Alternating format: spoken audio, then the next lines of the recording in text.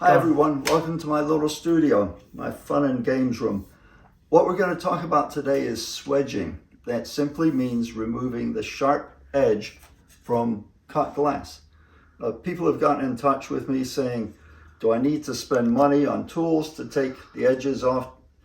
You don't need to spend very much money whatsoever. I'm going to show you how to take care of that so that unless the glass is on display where you need a polished edge, you can just do what I'll show you and not cut yourself. What I have here is a simple mixing stick for paint. Tape's on here simply because there's so many slivers. So I've put double-sided tape on the wood. The wood was rounded, sanded down.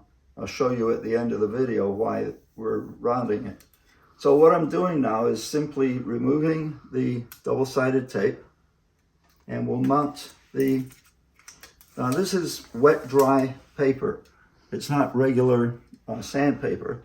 The wet dry stuff lasts a very, very long time without getting wrecked on you. Best contrast, doesn't matter. Okay, got the rounded edge here. Blind as a bat. Pardon me for a second. Okay. Now, what we're going to do is we're simply going to plunk this down, leave a little bit of the paper over the edge. That's it. Roll that over. That. Get your trusty cutting board. Get your trusty ruler and your trusty knife. Put that there just so you've got a little bit of paper in excess, and we'll hack this away. Voila, one swedging instrument. Now, made this one earlier. This has much coarser paper on it. It'll come in handy sometimes. On the other side of this, I'm simply going to put more of that paper, just so that you have a choice on what you want to do. Again, you want to leave a little bit of this paper hanging over the edge because when you're working, it's nice to have that little bit of curvature going. So here we go. Done. Can use this edge to cut with. Very simple. That's all the tool you need for doing this job. Now, what we'll do now, we'll actually do a little swedging.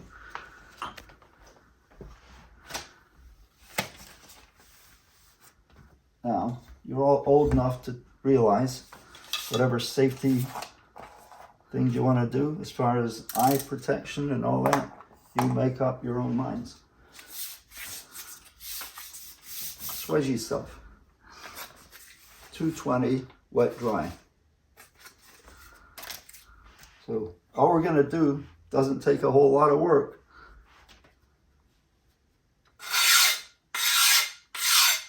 So I'm doing it at a bit of an angle like that, and then like that, and a little, that's it. That's all there is to it. Now you see all that powder? That's glass. I do always do the corners, the edges, continue on. That's how fast it goes. Piece of glass is ready.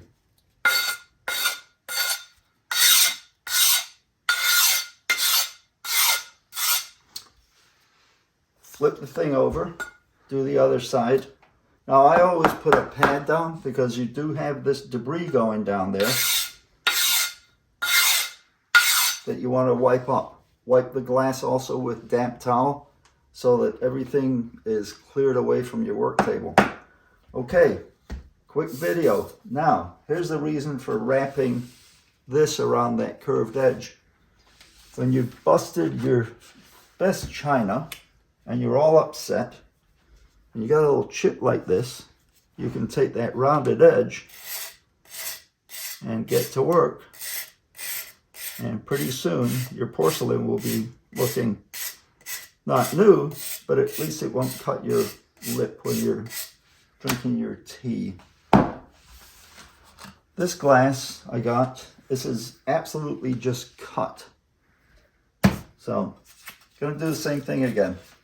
Simply, and this is just for demo, you can hear that happening. If you want to go like this, do it.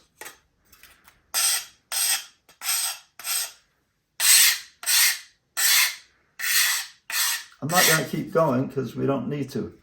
So, again, I do suggest rounding off the edge because it's slightly less snaggable. That's it, boys and girls. That's one way to bust the glass. Wet dry sandpaper, mixing stick, double-sided tape, go to town. You don't have to have the glass house swedge for you. You can do it yourself for free instead of paying them. Toodaloo. Go ahead. Okay, for normal swedging, your mixing stick with wet dry on it is fantastic.